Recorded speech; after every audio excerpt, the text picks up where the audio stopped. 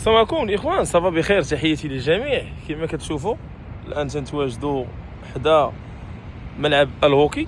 دونك هذا ملعب الهوكي هذا اللي كاين انباء على انه قريب يتم الافتتاح ديالو الرسمي، وغيتفتح في وجه العموم. غادي باش من اجل ممارسه رياضه الباتيناج، دونك اولا كما تنقولوا السكي فوق الجليد. دونك حاجه اللي هي زوينه صراحه، ومعلمه اللي من المعالم اللي غادي تزيد تعرف برياضه اللي كانت صراحه بعيده على الطبقه المتوسطه. دونك الحمد لله ها هي كما كتشوفوا من ورايا غادي يتفتح في هذه الايام القليله القادمه. هذا الشيء اللي تيتقال، هذا ما يقال انه سوف يفتح في هذه الايام القليله، ولا تفتح راه غادي يكون اضافه كبيره للحي يعقوب منصور من حيث البنيه التحتيه الرياضيه ولمدينه الرباط عامه.